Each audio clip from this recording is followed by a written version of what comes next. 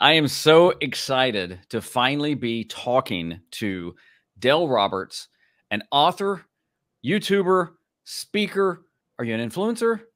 Yes, you influenced me to write a There we book go. and so many other things. How you doing? I'm doing good. You know, influencer is such a dirty word sometimes to some people, but I don't care. Like honestly, there's a lot of times when sponsors will refer to me as an influencer, and I'm like, did the check clear? The check cleared, so you can call me whatever the heck you want. Yeah, yeah. Get the name spelling right and make sure you have good credit, and I'm good. Exactly. So Dale, just kind of kick this off. Kind of give me the elevator pitch and give everybody the elevator pitch about what you do and what your channel is about. I teach authors and aspiring authors how to write and publish books that sell. That's simple. I shared with Dale when I decided to finally get off my butt and write my first book. I wanted to self-publish, knew nothing about it other than I just wanted to self-publish. And so I go to Google and YouTube and I start searching out self-publishing. Bang! Dale popped up. And I got to tell you, dude, actually, I'm still learning from you, but I learned so much about self-publishing. So thank you. No, thank you. I appreciate that. That's really cool. It's good to know that years of just, plying my trade, not just as an author, but as a YouTuber, that it actually reached you and it's reached, millions of other people. So this is really, really super cool. And I think it helps that you're so entirely coachable, like, because I know that our mutual buddy, Ross Brand, he's one of my best buds. He's always just like, he'll call me up and we'll talk he'll be like, I just need 5 minutes, and we'll be on the phone for like an hour or so. But, he's typically just trying to take some notes. And I know that when you two had launched your latest book, that there was some strategies that you guys went ahead and employed. And I was like, nice. So that's really cool to see you guys really kicking butt and taking names. And I'm not sure if any of your followers have picked up your book yet, but they need to do so. I went ahead and I plugged it for you, buddy. So make sure the check's in the mail. We want to make sure that clears as well. Yeah, we'll do that off air. So I really appreciate that. You've not only just written, but self-published, right? 50 books? Yeah, it's over 50. In fact, actually, I think the last count I saw was like 77, maybe 78 or something. I just stopped counting. And to be fair, there are a lot of publications that I ended up delisting. So you'll see some books that are still available in print. But for the most part, yeah, it was over 50. I just stopped counting after a while. I'm like, is it really a flex after like 50? Maybe 1,000. That's probably when it's going to probably impress everybody. But I don't know that I'm going to hit that point. What was the motivation just to write your very first book? It was really, honestly, like a childhood dream. When I was a boy, I had wanted to grow up to become a writer. And in fact, so much so I wanted to be a writer for Guitar World magazine. Like that was my aim. I love music. I love playing guitar. I went to college for it. Fell out of love real fast. It was about 1.5 years into college, and I was like, this is not for me. Like, this is definitely not my thing. But you fast forward, and I'm already into like my 30s, and I'm working. It'd been about 20 years I was inside the healthcare industry, and corporate wellness coach knew how much I loved health and fitness and just said offhand, like, you should write a book about it. And I'm like, yeah, I should. And, lo and behold, it took about 1 year for me to go ahead and whip together my first masterpiece. It wasn't the greatest thing in the world, but it was that warning shot to the world. And it was enough of that blood in the water. And, a shark like me, I went ahead and jumped on it. And I literally just go and told my boss, like, hey, 30 days notice. I was like, I'm leaving. It was a great job, by the way. And it was tough for me to make that decision. And also knowing it was like, okay, I've got this great job. It's very secure. It's, I was going to be around for years to come. But I also knew that in my heart, this was the direction I wanted to go. Now, would I recommend this to anybody, Kevin? Probably not. It sucked for the first 2 years, but thankfully, after depleting all of my savings and maxing out credit cards and killing my 401k, I finally had that breakthrough, dug myself out of debt with being an author. And then next thing I know, YouTube comes along, and that became like a 1-2 punch. And things have been pretty darn good ever since. Why self-publishing? I am very much type A personality. Like I like to maintain control in some capacity. And especially, I went from a managerial role, at a company, and then, working even at a corporate capacity as, you know, an activities director mentor. I was able to go through all of the United States and teach people how to do the work that I did. So I am very much just a self-starter. I like to be on my own. I'm a bit of a maverick, if you will. And so self-publishing seemed like the best path forward. And to be honest with you, when I did write that first book, there was really no intent to publish it online. I was literally just going to an offset printer and going, and I got a quote from them, and they're like, "Oh yeah, we'll be able to." And I think it was probably like 100 books. We'll be able to do it for $1,200. And I remember, you know, I kind of went, I was like, okay, yeah, that's a lot, but I can do it. And I went over and I talked to my wife about it, and she's just like, "You did what? Where you do it? What? $1,200? Where are you getting that from?" And I'm like, "It's for her." But mind you, like, we had already had our struggles when we had moved out to Arizona, and we were just now getting into the clear. It was going about 4 years into us being, you know, really safe and such. And here I was willing to sacrifice everything that we were going to do to go and do a pallet full of books. So she kind of put her foot down, and thank goodness that happened, because otherwise we wouldn't be here because of this. She put her foot down. And so I go, okay, well, I'm not going to let that stop me. So then I went ahead and I just did quite a few searches, tried to find cheaper alternatives. There really wasn't any. And then that's when I saw that there was an Amazon-owned company called CreateSpace. And CreateSpace was a print-on-demand company. Later on, they ended up merging with KDP, Kindle Direct Publishing. But it was free to upload. There was no catch to anything. All they just asked in return was a percentage of the sales.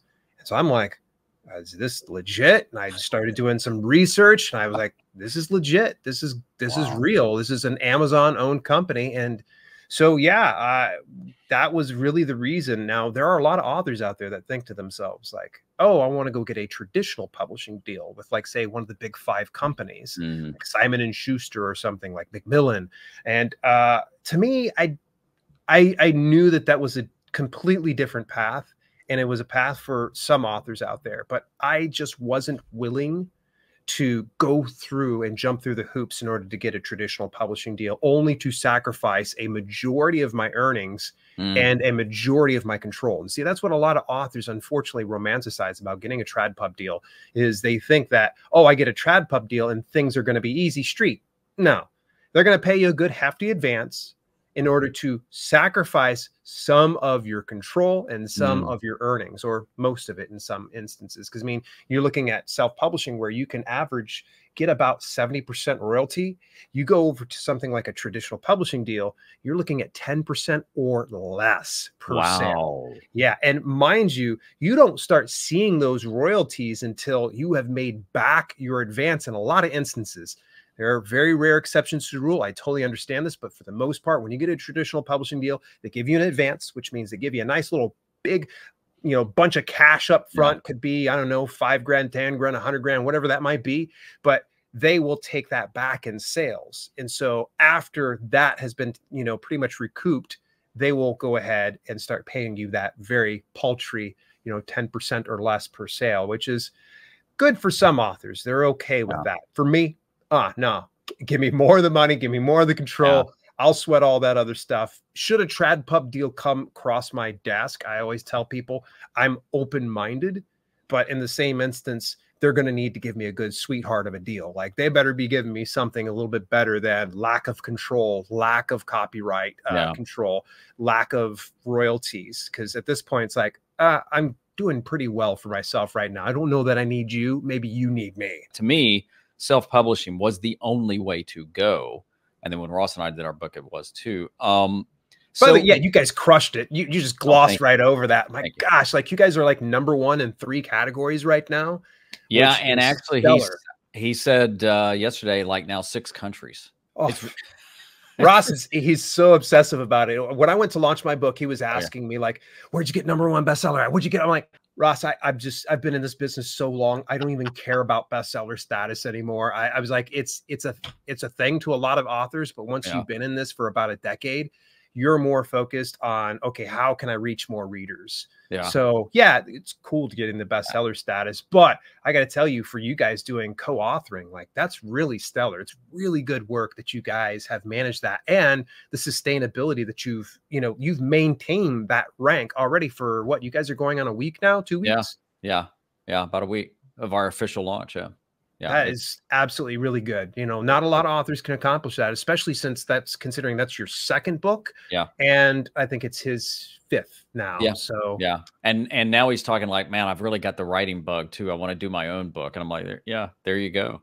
Do you think self-publishing has gotten easier than it used to be? Oh man, no, it's gotten more difficult. I think you and I Wow. have been in this YouTube game for a while, Yeah. and there's so many parallels we can draw between self-publishing books and self-publishing videos. And, initially when I got into the business in 2014, there was a lot of just everybody leaned on how can we manipulate the search engine algorithms? What can we do that could bring in additional traffic? And there were, nice little cheat tactics that you could be able to get yourself to a bestseller status just like that. It was just so much easier. And I understand that even back, you go to 2008 to 2010, it was even more lucrative back then. So by the time I broke in, it was starting to kind of buckle down just a little bit. But now I would say over the last decade, especially over the last few years, places like Amazon, they have really fine-tuned that search engine algorithm. So that way it identifies when people are just trying to just game the system. They're very much, Amazon's a company that is very customer focused. Same thing like as YouTube, where they're very, very much viewer focused. They want to make sure that the best possible experience is had by everybody on the platform. So yeah, I would say there's just so much of a challenge that I do see between the two of them. And the nice thing is, when I've had to adjust for one, I typically adjust for the other. And it's really worked out very, very nicely. It's so funny that Amazon and YouTube are two completely different entities, but their search engine algorithms function so much in the same way. Why did you decide, whenever you did, to get into YouTube? It was another instance of something falling into my lap that I never expected would turn into what it was. I think it was 2016. I know it was 2016. January 2016 was when I saw my first big breakthrough success. I was grinding it out for roughly about a year and a half, 2 years, when I finally got that bestseller status. That was when I was legit, like I literally was teary-eyed, choked up, like hit that bestseller status. And I was drawing in enough revenue that I had that proof of concept. I was able to say to my wife, look, I don't need to go back to the day job. This is going to pay us just fine. It's just going to take me some time. But at any rate, I landed a couple of interviews on YouTube with a couple of influencers at that time. They're no longer around now, go figure. They were very much interested in how I became a bestseller, like international bestseller for that matter. And so they brought me onto their shows and I did the interview. But at that time I wasn't about teaching people how to self-publish. I really wasn't. I just kind of came on, shared my story, and all I wanted to do was go back to my work, write more books, publish more books, and just keep doing my thing. But I didn't know it was going to open up this Pandora's box, because what ended up happening is it gave me that exposure. So the following of those two YouTubers, they ended up DMing me, they ended up emailing me, they ended up like hitting me up all over social media. And the problem was, it was taking me away from my job of writing and publishing books. So my thought was, okay, how can I kill two birds with one stone? Let me just go ahead and start shooting videos. Anytime someone asks a question, I'll shoot a video. That way, when the same question comes along, I'll just send them over to the video.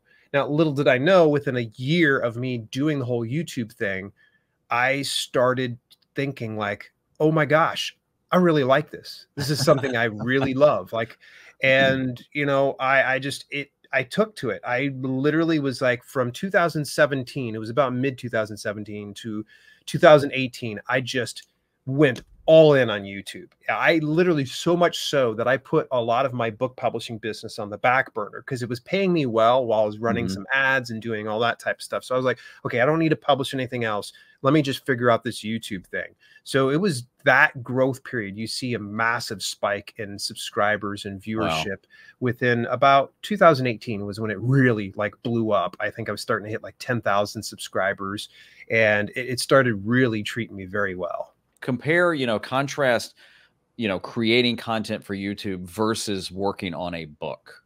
Ooh, man, there's it's kind of funny. It's literally like a parallel. There's not too much difference other than I would say that with video, it's a bit more exhausting.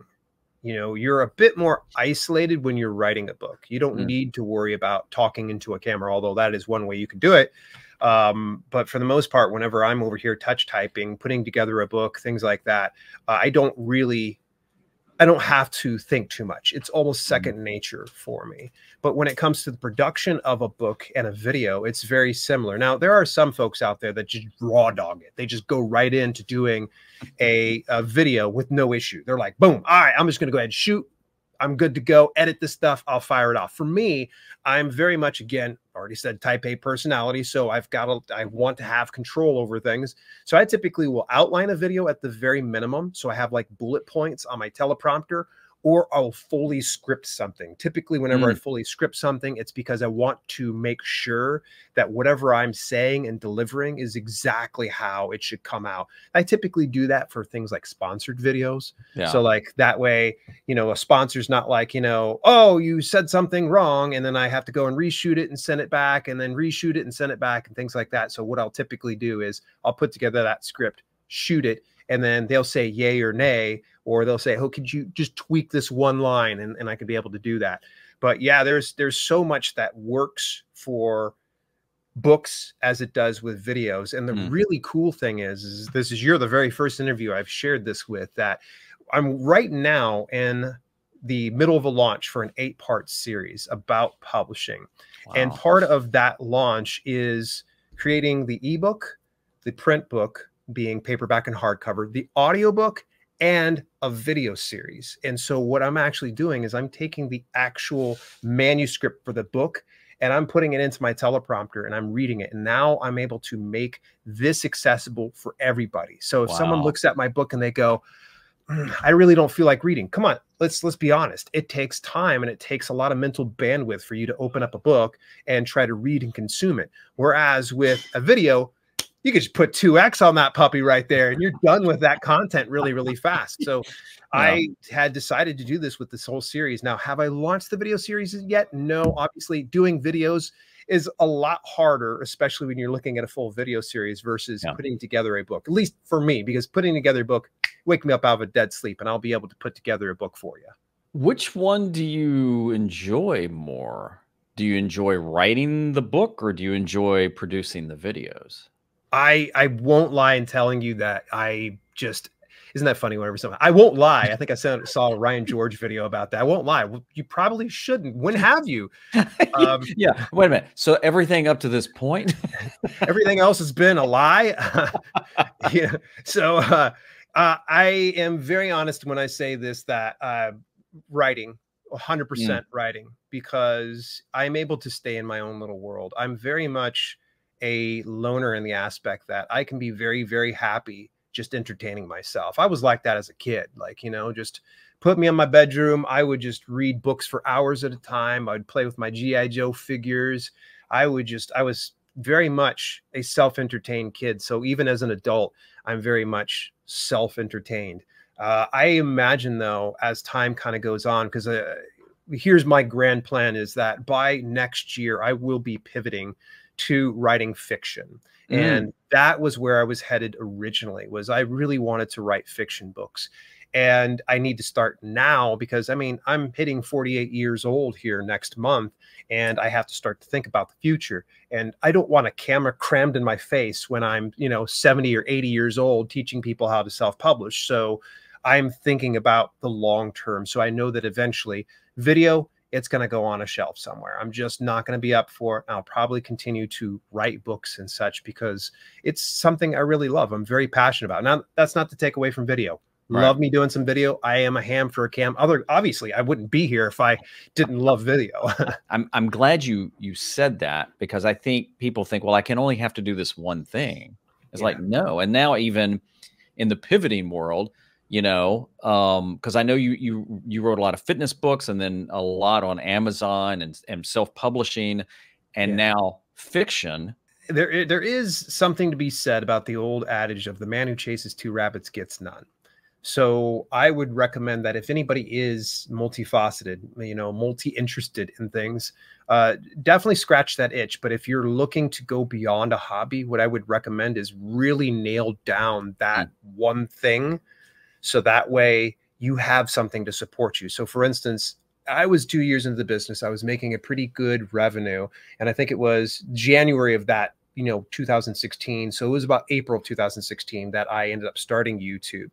So there was a little bit of that gap in there. And it was probably another year before I took it very, very seriously, because I really needed to make sure that the book publishing business was stable before I started to spread myself out. But yeah, I agree with you in that, you know, if you've got a muse, if you have some passion about something, definitely don't just dismiss it. Don't just say, well, I'm not going to do it because I'll never be able to do it. I was told that I could only chase after one thing and be truly successful. You look at someone like, let me just point out someone, a famous professional wrestler, Chris Jericho. Chris Jericho is an example of someone who is very multifaceted. He's not just a wrestler. It was probably up till about a couple decades ago that he ended up forming a metal band. And a lot of people just said, oh, here we go. Here's this wrestler doing a metal band. Oh, gosh, it's probably just like Hulk Hogan and his stupid rock bass band or whatever. So, but the funny thing is, you know, he ended up having a very, very big hit. I think it was about 5-6 years ago. This is Chris Jericho's band. He ended up having a huge hit.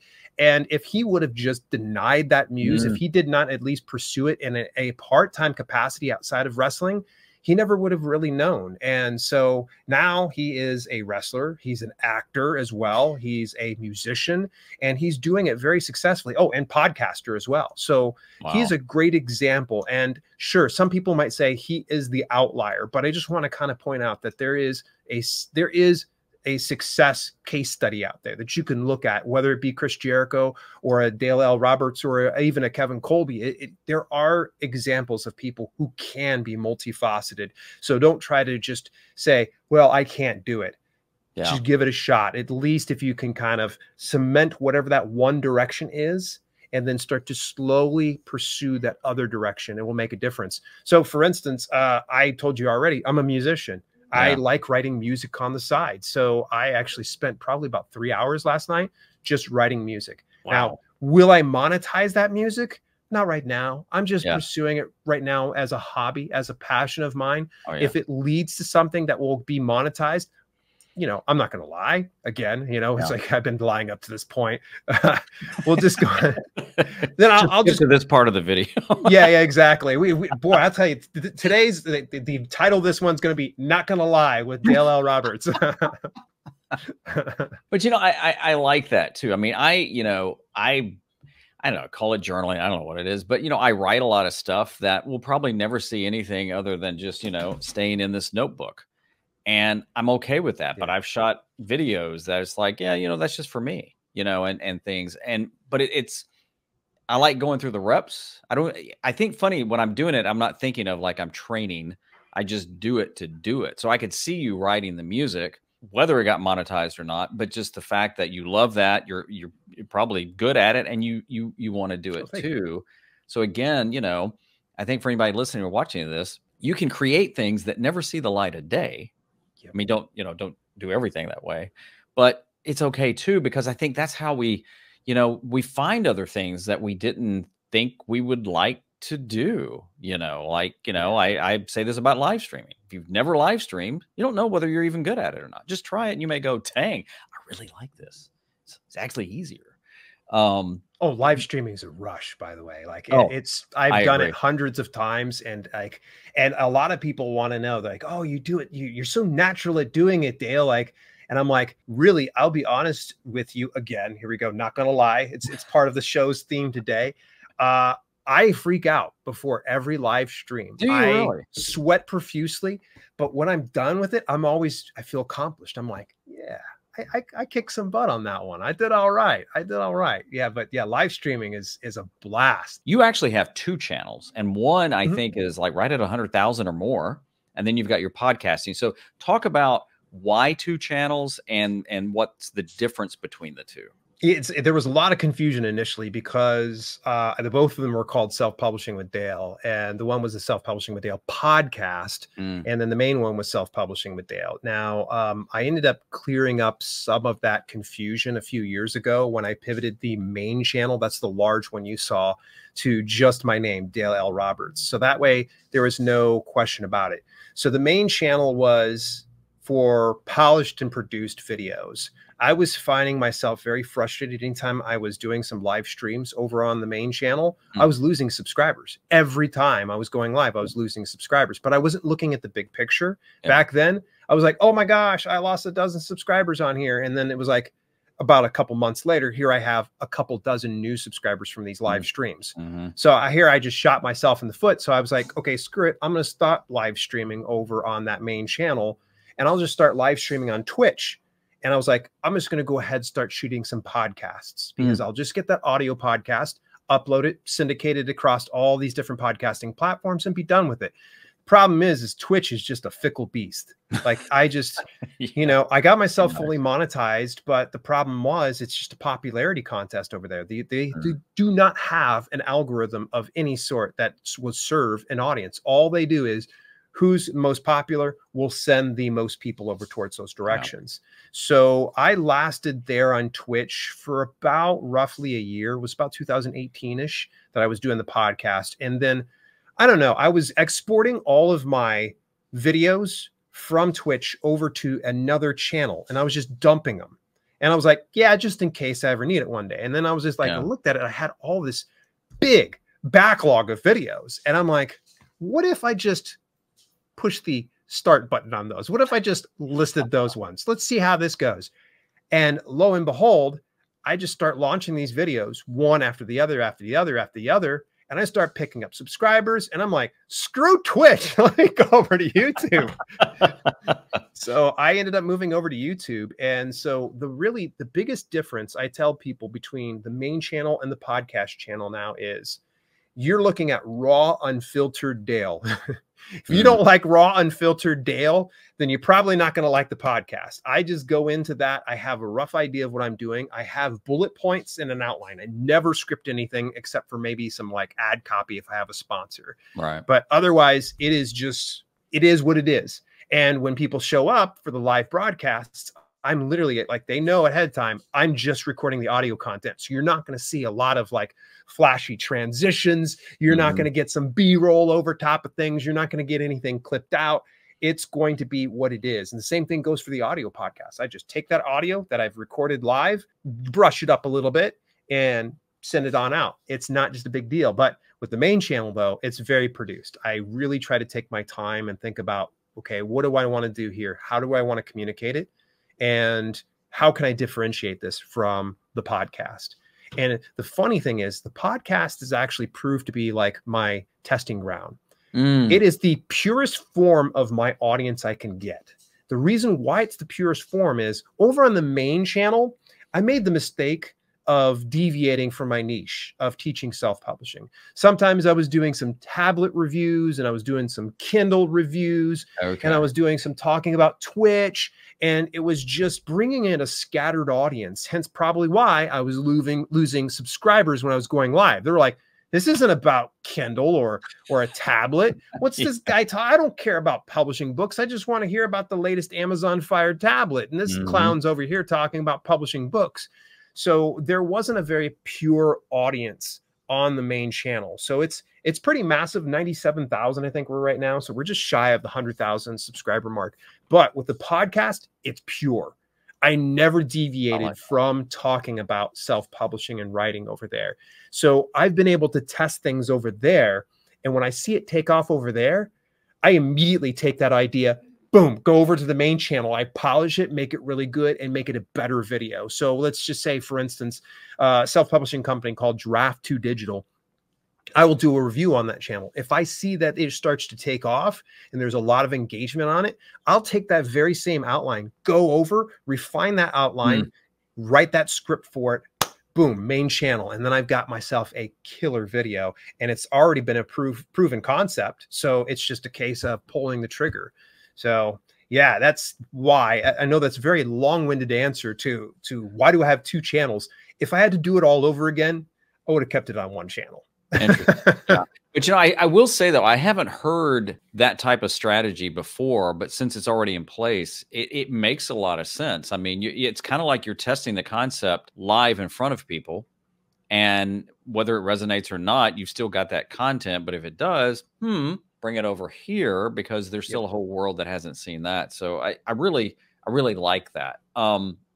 You touched on this a couple of times, but kind of walk us through how, you know, what your process is of creating a video, at least on the, you know, the Dale Roberts, the main YouTube channel. I really try to keep a pulse on what my viewership wants. That's the main thing. Hopefully everybody takes away at least that portion of things, is don't deviate too far from what your audience expects, because otherwise you're going to bring in another audience that's going to kind of taint your audience, and it's going to kind of just mix it up too much, and people are going to be confused about the content that you do. But I try to stay in tune with what my viewership wants. And also I think about, what would I want as an author? What are some things that would interest me? And what are the videos that I would want to watch? See, that's what I really try to do, is I put myself in not just the driver's seat, but I want to go into the passenger seat. And what is this going to look like? What am I going to enjoy about my content? So I really try to explore that. Comments are almost always the most revealing thing. So anytime like a comment might come up, someone asks a question, I go, oh, let's go ahead and do a video about that one. The next part of that process is just going through and just doing very basic research. I initially used to do, like, I use TubeBuddy and I use vidIQ and things like that. Now I just use very, very simple search. I just go over, open up incognito mode, jump into YouTube, search it up, see how it'll look. And I'll go, okay, here's what's already on the market right now. How can I fill that gap if there's one that's missing there? And so I sit down and I will come up with the title, and I'll come up with a thumbnail, the very first thing. And usually I try to think about at least 2 different thumbnail variations that build on that specific title. And then I start to script out what that's going to be. And usually what I think about is, what's my first 30 to 60 seconds going to look like? That first 30 to 60 seconds needs to be the embodiment of that title and that thumbnail. So the first words that come out of my mouth need to reiterate and validate exactly what people come to expect. In the past, I used to just be like, you know, I'd go in and just tease people, and then I go, yeah, if you like self-publishing and blah, blah, blah, yakety schmackety, rub your head, pat your belly, and hit subscribe, thumbs up, comment, share it. I used to do that kind of crap. No one wants that. No one cares about who you are. You know, they just want their information. So you just get right to it. So I stopped saying who I was, what I was about, asking people to subscribe. I just went right into the stuff. And I found real quick that there was a lot of positive comments coming in, because they're like, oh my gosh, thank you. They're like, you got right to the point. We really appreciate it. You know, there are some times when I do the deep dives that people get really upset. There's like, oh my gosh, 40 minutes. Like, well, it's called a deep dive for a reason there, friend. So I gave you a heads up. Right. Yeah. So yeah, the whole creation process goes around that title, goes around that thumbnail, understanding what the audience was, scripting that out. And then I typically will have my iPhone 7. Yeah, this nice little, you know, antique. I still use it. My iPhone 7, I have a teleprompter that's actually mounted here on my DSLR camera. And I just load that script up there. Boom.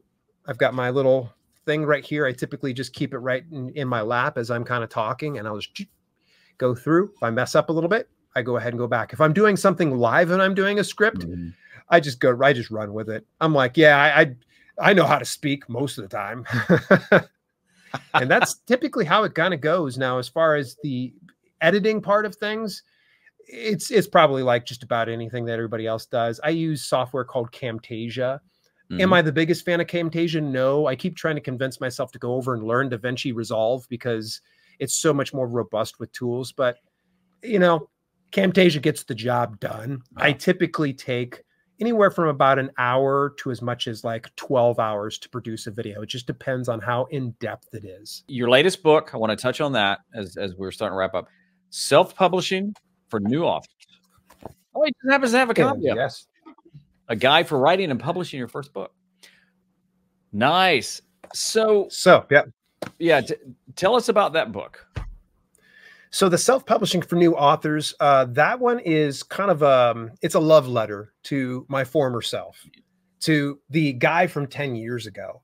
I even lead with that story I shared with you about the $1,200 and such. And it is essentially my best way of guiding myself from years ago.